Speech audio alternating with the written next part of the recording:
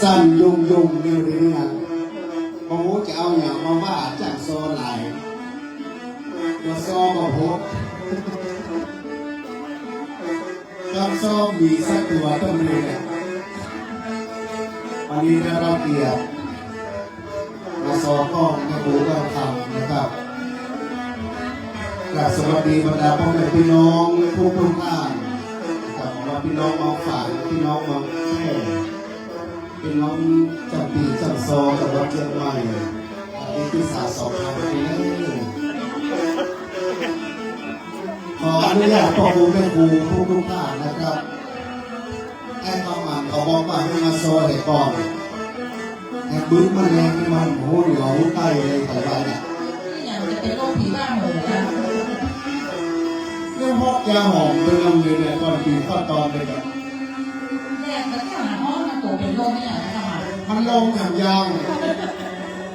ตอนนี้มันจะลงอย่างยางลงอย่างหมูลงกาซีนะกาซีหรอครับหมูกาโหงก้ามันจะบินกาโหงก้ามันจะบินเนี่ยตายโหแก่แล้วไม่มาตีกาแล้วตีดา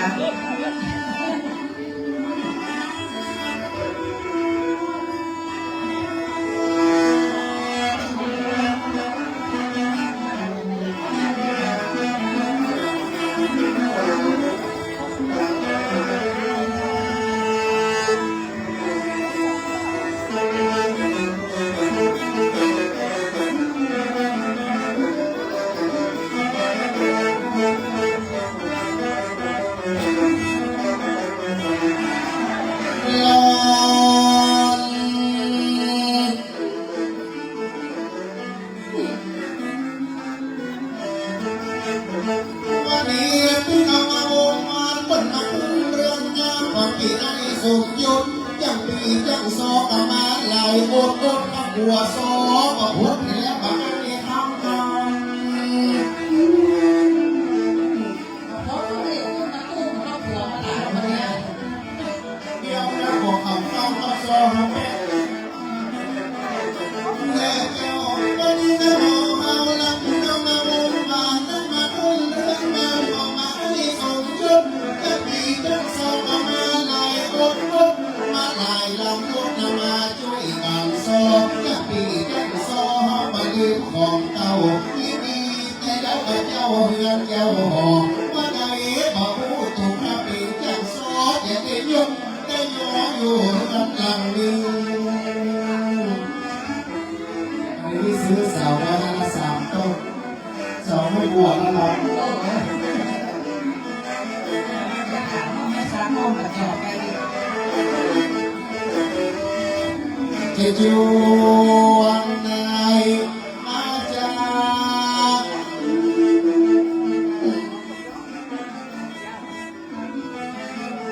ตั้งแต่มีลวดตาสวัสดิ์นี่แม่น้ำดีที่น้องมายังสองมายังสองมาพูนลวดไหลพร้อมใจขาวได้มีและใจมีรักสกายเมืองผ่านเมืองเต้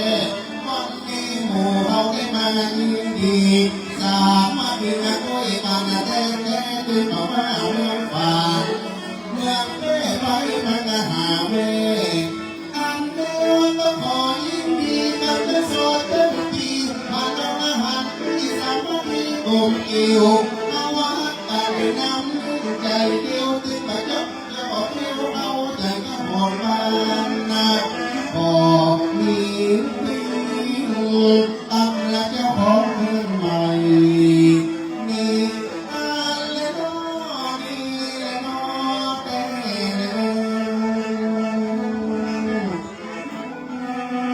อันนี้ฉลองปริญญาโทตัว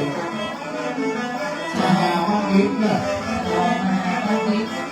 ให้สมยศเลยอ่ะให้สมยศนายมงวันนี้น่าจะนอกเที่ยวมางานวันนี้สุขใจสุขที่ได้เกิดร่วมกันผ่านต้องให้ยกในความรักยาวทำตามความที่เกิดร่ำตามสร้างลวดลานหาเจ้าไม่อันดาที่โมนานาที่ใกล้รักนามีอะไร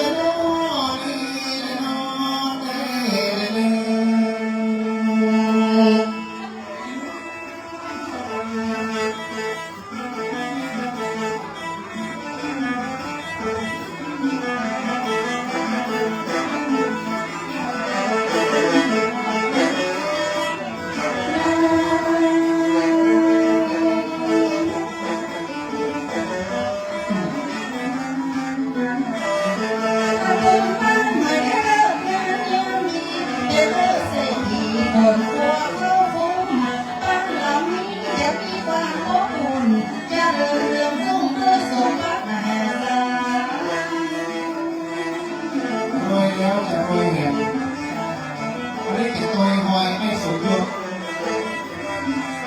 จองไม่ใช่ห้องนะ เมื่อแถวนี้มีต่างหาผู้พนันกตัญญูกตเวทีถ้ากตัญญูคือเสื้อมาของคนดีเป็นหลักคำบาลีขององค์พระพุทธเจ้าผู้มีพระคุณลูกได้ทั้งคุณพ่อผู้ตามกระบอกของกระทุกสาผู้พันเอกเต้าเลี้ยงลูกเต้าใหญ่มาผู้ตีผู้กาได้ลาบ้านดี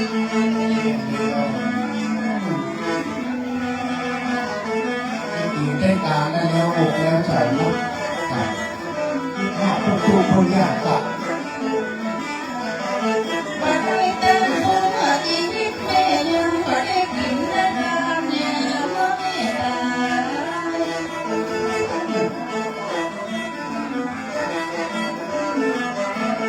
จากสิ่งสมคงสมเป็นคนมีฐานะผู้จักจาระสาระแบ่งปันผู้จักกาลเทศะประมาณผู้นาผู้บาผู้หัวผู้กายผู้กำลดเขาไว้สาผู้จาระวัดผู้ใหญ่ผู้อ่อนน้อมถ่อมตนเลยเป็นคนที่ได้ยศศักดิ์ตำแหน่งหนักผู้คนผู้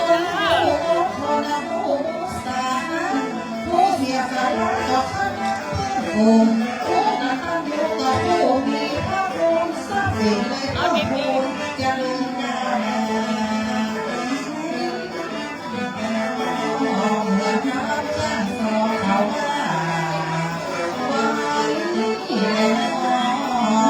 แต่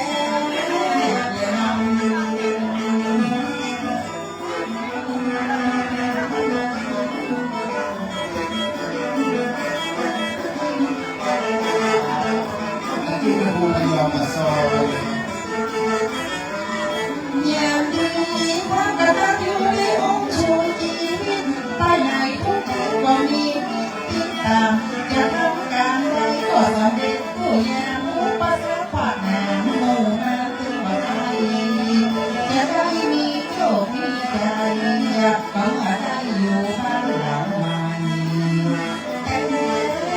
และน้องเหมือนกับช่างโซเม่เพิ่งทำหน้าไว้ วันนี้แจ้งซอมาหน้ามาหลายมาตีมาตาแล้วโอ้โหแม่บูบาซอนกับวิตาไนก็บอกให้ลูกหน่อยลูกกันนะ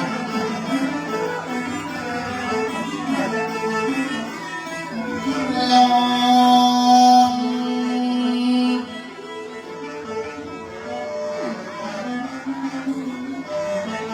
ยังมากินคิดมุสลังตำมันบนกินบนตาให้ได้น้องโอเคพิตามันนางโอปทานชีวิตและนวลอย่างมิติดาวจิตลาตาย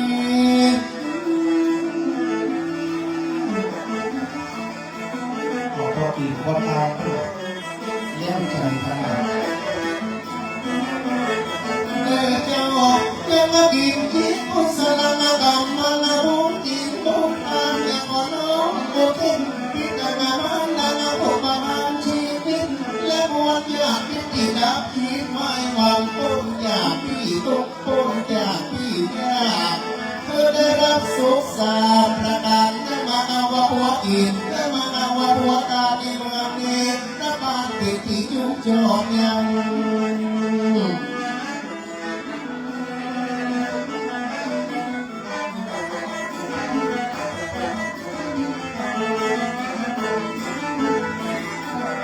ตานักศีลภาวนา มังนิพพานังปรมังสุขัง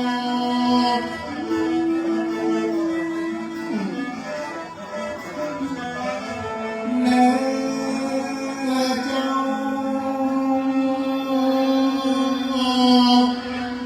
อย่างวันนี้ไอ้สมยศเจ้าภาคเราได้เกิดที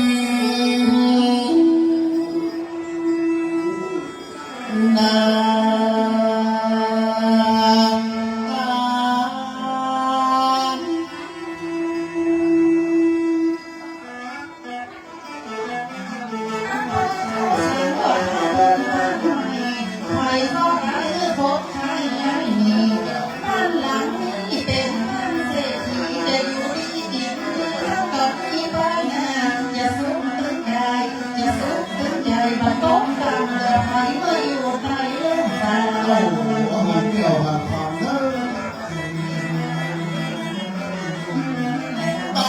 างมาเรือใครอยากได้อยู่ใครอยากลุ่มมากันเยอะใครอยากได้น้ำจะมีน้องมามีโพเลยเกิดออกมาแล้วเอาว่าปีนคนมันจะปีนดิ้นเราต่างสามัค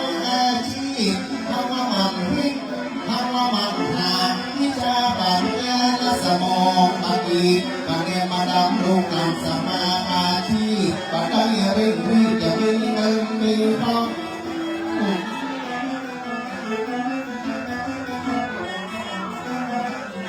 วันนี้เพิ่นเป็นวันดีเสียงอย่างกับพี่น้องเจ้าบ้านมาร่วมด้วยช่วยกัน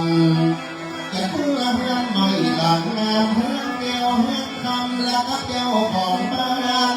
เพื่อนนี้เป็นเพื่อนมองเพื่อนมีใจยักพิธีเพื่อนเสียทีเงินเราจีและน้อง การทำงานหากินประกอบเรื่องชีวิตก็เอาจังที่แต่มันยังมีทรัพย์สินโตมาอยู่อย่างแหนมีการเอาข้าวกินก็อยู่อย่างสิ่งมีตึกเที่ยวถึงเล็บบ้านเมืองไทยมันเป็นเงินดินทองตอนนี้มาจากมองตอนนี้มาจากเก็บแต่ยังเราพอคนที่มาเก็บก็ยังมาเป็นเศรษฐี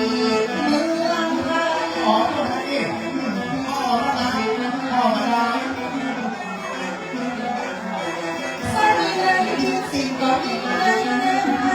แบบที่ทั้งมันดึงมาโอ๊ตไทยก็พอคนที่เข้ามาอยู่เมืองไทยสักคืนมองไปเพิ่มยังกระไดนอนเล่นสมองได้ขึ้นก็จะตึกจนอายบางคนไปหัวไปจะตั้งเข้าอย่างแน่ ไอ้ว่าห้าน้องเหยพี่ก็อยากอ่านคำไอ้เขาเก่ากันนะที่มาเตือนว่าจะทำมาหากินเพราะเขาเกิดมาเป็นศิลปินที่จะหากินตอนนี้ก็โซกับปีถ้ามาเจ้าตาถ้ามาเจ้าไทยมาเจ้าเลือกจะได้มาสักส่วนบนปีก่อนมามีโซก่อนมามีปีมาโหปีไอ้ดีจะได้ไปอยู่ แล้วพอมาเป็นลูกศิษย์อาจารย์โขงเรียกคาถาแล้วก็มีดาบพระแล้วเปิดสนามจบนอกรุ่น วันนี้เจ้าเก่าเจ้าผ้าเพราะมาเบิ่งยังกะสนองคงไว้มาจะอยู่มาดอกมาเปิดมาอยู่มาได้ติดมาได้ตั้งใจมาพี่น้องเจ้าละเพราะว่าอาจารย์คงก็ดีก็พาลูกศิษย์ลูกหาจะหักแผนบ่อนั้นได้หางคนมาดีสมัครเป็นลูกศิษย์อาจารย์คง ไปมาข้างหน้าที่พอคนไปก่อนมันจะเปลี่ยนน้องแต่ว่ามันจะเปลี่ยนทางเปิดอย่างได้ถึงได้กันมาเราต้องศึกษาเอามาเป็นตัวอย่างงามอย่างกับอาจารย์โขงป้อนถึงเป็นคนบกพร่องจิตใจระทึกใสอย่างนั้นลูกศิษย์มีทั่วบางตัวเมือง ไอ้เป็นไปสมัครของผม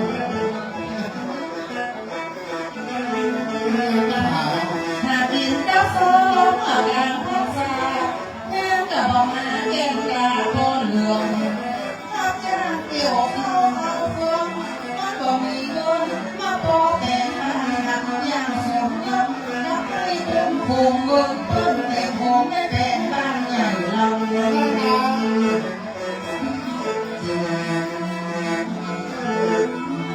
มาเดินมาบ้านเองมาถูกได้แต่มาบ้านใหญ่ล้ำอยู่เพื่อนสองเจ้ามาจะมารู้ราอีพิษของยายมาอีแก้วนาคือใหญ่มาเป็นพระโสกับปีอยู่มาถึงอยู่มาถึงก่อนแบบยักษ์ยักษ์ยักษ์ทำมาพี่น้องบ้านนี้กูไปไอตัวเอาพอนะอย่าไปเล่าตัวอย่าไปยาก โอ้มาดิแต่เรา ไอ้อันละมันเป็นวันที่ทางอยู่มาเดินวันเช้าของงานอยู่หัวมุนอย่าได้อย่าทายเนี่ยก็มีไม่พ้นอย่าไปอย่าเพิ่งบุรุษด้วยการดังอันอยู่มาเดินวันตุ้มใหญ่แต่นอกเลยมาเป็นจากสองเอ็กโคยังห้าย้อน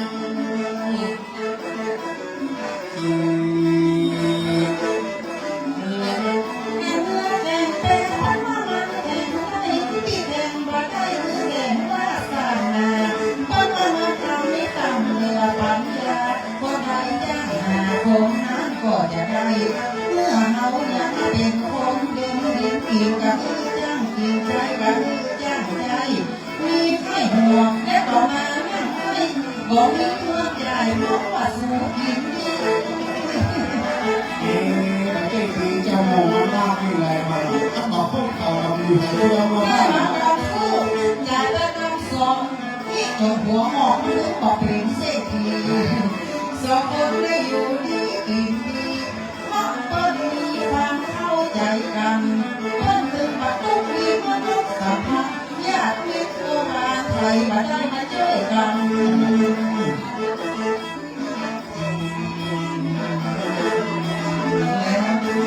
ไอ้โลกนี้มีแต่คนเขารู้ไอ้เรามาช่ว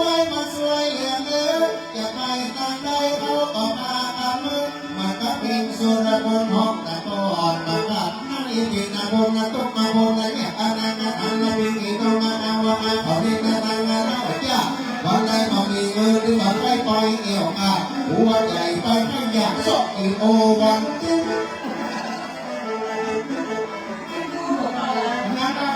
ก็มีป้อยใหญ่ลูกไหนมีรถมีตึกจะนึกสิ่งไหนก็ได้ทั้งนั้นมีเงินติดตัววันละหมื่นละพันจะใจหัวมันเดินวันมาตามเล่าไอ้ก็สักนักไอ้ก็โดนตักแซวแต่จะโง่ตักโน้มแต่ก็ฟัง น้องคนเราเข้าขอบหัวเข้าขอบหัวดิบอกว่าเขาวางเนี่ย ฟังมาได้เหรอขอฟังหน่อยคุณ แต่ว่ากูอยากเลยมาเล่ากาสารพัดนักกาเจ้าจะไปแม่ลูกวงกับคนเอากาหันเรามาอันนี้มันมุ่งได้ค่ะจะไปมาสร้างได้ยินเนี่ยมันเก่งเลยกูเล่นมาหยอกหยอกกันมาได้แจ้งโซกะลายอยู่เป็นกะล่างพวกกูจะรำคาญเสียงอย่างก็ยากแค่ตั้งเงินโอ้บัดนี้ โดนทำไมเมื่อไหร่ที่จอไปครับมาให้คุณเสียดีดีนี้ ไปมาลูกจกโนไปลูกลงหัวเนาผีเนี่ยเป็นคนเอาบัดใจสาวจีจะไปมาควักจะไปมาตีเดี๋ยวอีแม่พี่จะโอ๊ตบัดใจพอสาวเขามาลำวงก็จะไปลูกวงเนื้อตัวลูกไป กว่าจะย่างมาหม้อ ก็จะเนี่ย ก็จะโกงปัดได้กว่าอีกน้อยเป็นเรื่องอากับพันมันมาปวดหัวใจอย่าว่าเรื่องกันมาดอกโยกเรื่องกันมาได้เมื่อมันนะครับอย่ามาหลอกตัวอีน้องเรื่องมาบุญยังต้องมาตายคำอาเป็นมาเดินบุญไปมาตายคำฟ้องนับปีวันนี้เพื่อเฮือนหลังน้ำอย่าพี่น้อยอ่านทำมาต่อตัวอย่าเอื้อมเข้าไอ้ชอบแต่สักเพื่อลูก เอามาลุ่มตั้งบนเรือจะลงมาตั้งลุ่มพอละอ่อนนุ่มทุกอย่างจุ่มต่อหาสาวมาเด็กเปิดยังเลี้ยวมาอีน้อยเขาจ้าให้ตาเป็นลูกเขาไปบอกผู้นี้ให้ยอมว่าเป็นลูกจอมตองอยากจะไปก็เรา สาไปกันไปกันไปพูดเนี่ยไปกัน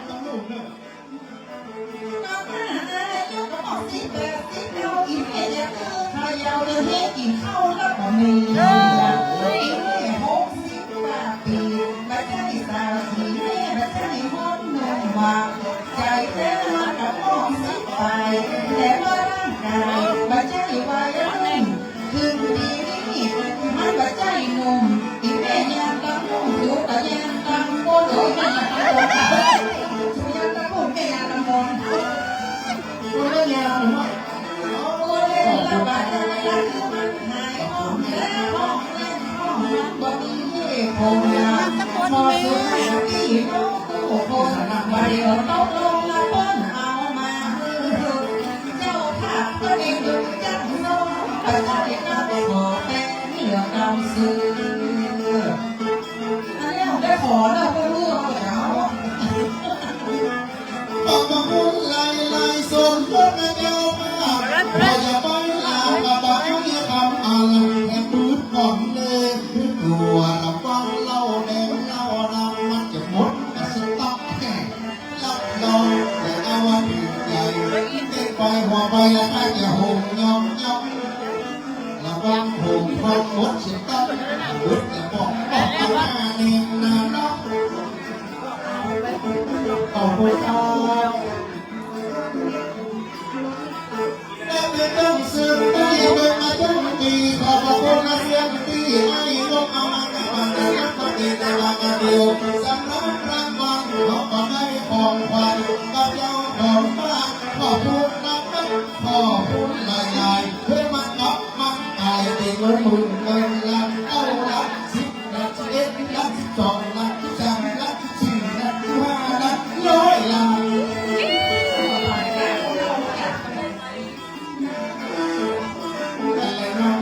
ของเงินแล้วไม่กลายเป็นเงินล้านขึ้นอยู่บ้านเมืองกับสวรรค์บ้านหลังเป็นเงินเดียวอย่างฝันและจะคิดและอย่างได้นักเหลือเข้า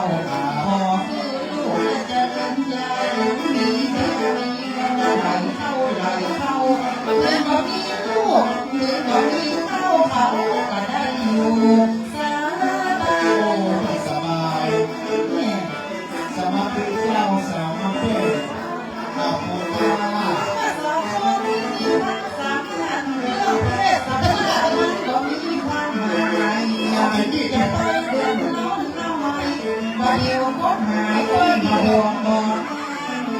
ขอบคุณแล้วใจละวังตักเอาเงินกว่าเมื่อคนเข้าทางแน่มาเราไม่ได้ตักเอา เอาละ ทำอะไร ตั้งที่นั่งเตาเอาเบอร์ไอ้ที่สารพัดที่เป็นของน้ำวันอย่าเออไอ้บ้าอัศจรรย์สักอันพี่น้อยอ่านกันอย่าเอากะลี่พี่กาว่าเออแล้วก็ใจเดี๋ยวต้องไปเอาต้องไปเอามาเจอกันเจอกันที่เอามาที่อย่าเพิ่งเอานี่พี่อย่าเพิ่งเอานี่พี่เอากระไดนี่อย่าเอาอะไรวัดเอากระไดออกมาก่อน อันมาที่มาได้อีกได้ดังโตกามาโจกังนั่งกามาที่ที่ทำมาเป็นที่สำคัญของอันนี้และจะโอ้ให้ฟังคิดอย่างไรบ้างมาได้เรื่องเจ้าอันว่าตั้งลูกตั้งของใจถูกต้องมองว่าหยุดแล้วหยุดแล้วมั่นใจกันโอ้แปลงก่อน จะรู้คำอ่านอยากเอาลำบอกก็เลิกรู้คำลำอีแม่ก็คำตึ้งปากกา เอาล่ะเอาเป็นไรเลย กูเลี้ยงลูกหลานที่มาลำบากแม่จะไปด่าแม่ป้าว่ากูกำบ้าสีกูขนาดแต่ห้องเล่นห้องเอาใจเราสีแม่เวทีมีเรื่องไงมีเป็นดีระวังกันจีเขาหันมันจะแตกมา มาแก้ลูกนี้ก็เป็นงานภาคแซ่แต่เพิ่มมาแล้วร้อย ขอบคุณนะไอ้บ้านเราเอ็ดดูคนเข้ามายืนฟ้อนเต็มแหลกยกเอาสถานรางวัลมาแจกถึงบ่มีแดดมันก็หันเติมม้วนแดดดำแล้ววันนี้เศรษฐีสักอย่างกับสักอย่างตาวันแดดมันก็ออก วันนี้ตั้งใจเอามาบัดความโหดก็บุญนักงานโหดเช่นเราอันนี้บัดเอาก็ไม่ได้บัดพร้อมกันมินมีลายเอาเจ้าของมาเพื่อนส่งเจ้าและเสมือนลำสวงงานอันนี้ก็มาตามคำสั่งกรรมการแม่บุญในพระในฟ้อนตึกในตาในจากฟ้อนเก่งแต่เดี๋ยวเราดูที่ไหนมาแต่ฟ้อนดีๆวันนี้งานได้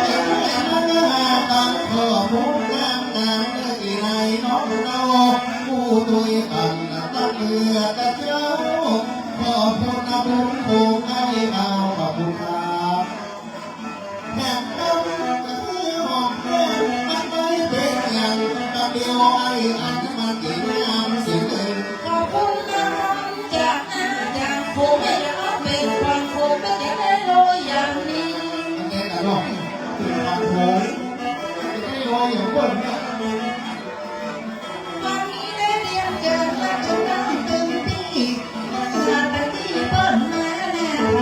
พี่น้องเมืองแปดพี่น้องชายประการต้นหน้าก็ได้มาร่วมกันร่วมงาน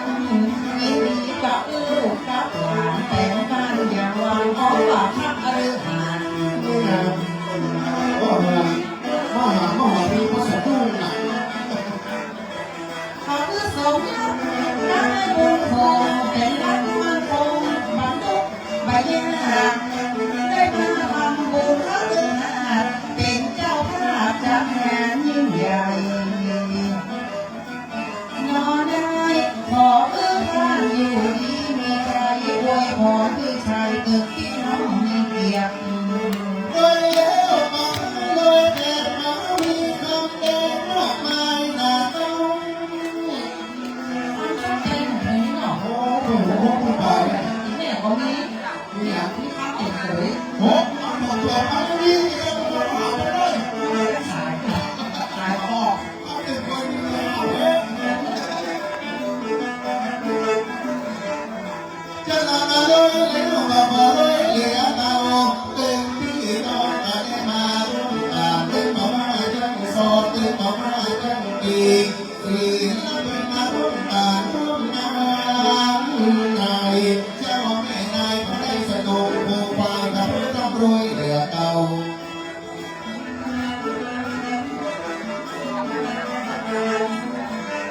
ลูกจะให้ใครลูกจะให้บอกเจ้าของบ้านและของจองไม่เข้าหน้าป่าเต้าบาดมีความอ่อนหม่นเศร้าอาจอย่างเจ้าขอไม่รวยเหลือเก่าตกลงขอบคุณไอ้นกและเอิญอยากถูกตกน้ำผ่านควันหงเจ้าสวดยังตี อันความกตัญญูบุญขอมือเป็นบุญไปอุดหนุนลูกไว้ นี่นักเรียนหน้าบุญเป็นแท้รักบุญ ก่อนนี้ก่อนมาละบาดก่อนได้อยู่บ้านใหม่สุขเกษตรสร้างชื่อเสียงโด่งดังแล้วก็ไปทั่วโลกของเรือนมีเจ้าเงินเจ้าทำไรเจ้าแม่นางขอผู้บ้าจะช่วยประทานโปรด คุณบาจากคุณบารักษา ก็ขอบคุณที่ตามมันดานั่นจูงแล้วมาพายมาโบอยู่มือมีใจไปมือมีโชคอยู่ในโลกอย่างมีสีสันต่อไปเน้นว่าจะคิดผสมสิ่งใดขอเพื่อให้อยากใหญ่ตัวเอาบางอย่าง ขออาจารย์เจ้าข้าผู้มาปกปักมารักษาลูกหลานไว้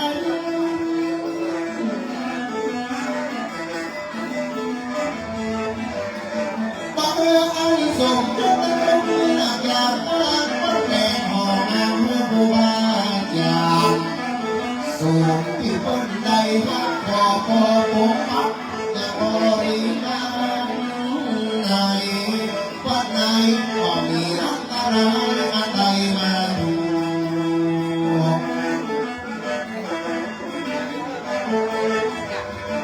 พอวัดแมงหอผู้ก็ยังมาส่งสักสีเพื่อนเศรษฐีเด้อเจ้าเข้าไปจะนาปาเตือนจะเล่าที่ยาที่เล่าได้มาเพียงไม่ได้ไหม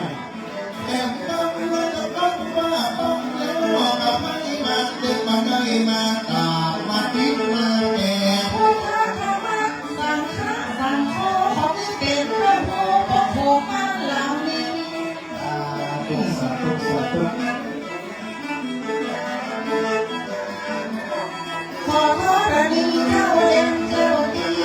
เต้าตั้งสี่ที่ปกปักรักษา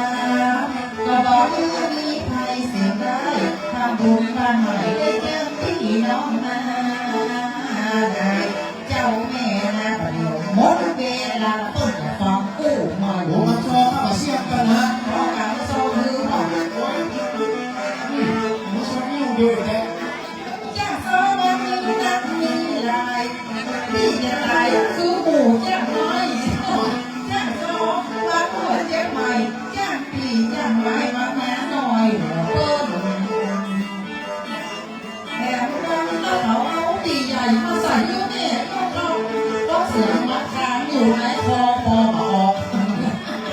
เอาเบียร์ขึ้นมาแล้วกับเขาเลย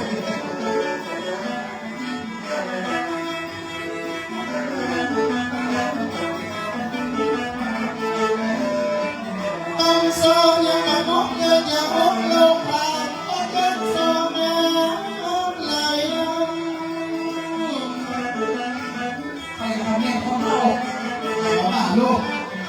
วันนี้งานยังโซ่มาอยู่กระต้องเปิดทำงานไหลแล้วลูกเก้าตั้งไหลเหลือหัวโซ่อีกไม่แต่ยังมาไม่หันลูกไม่หลังใจนายเจ้าเปิดรอบเหลืออีกแต่หัวโซ่ไปมาจู วัน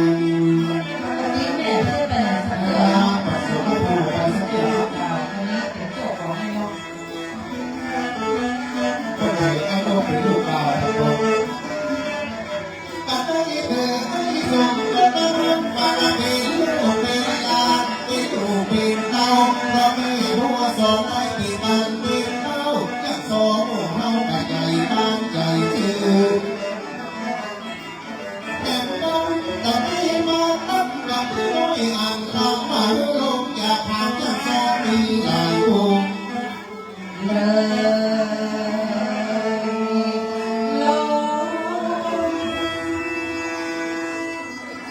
มันจอบเลยแล้วนะมันชอบเสี่ยงเลยไม่ได้ชอบคนเดียว สาประซอมน้องแป๋ผมตื่นจองไปวันใดผมแล้ว จะได้ไปก็ได้ไปโอ้โหเดี๋ยวน้องคนเป้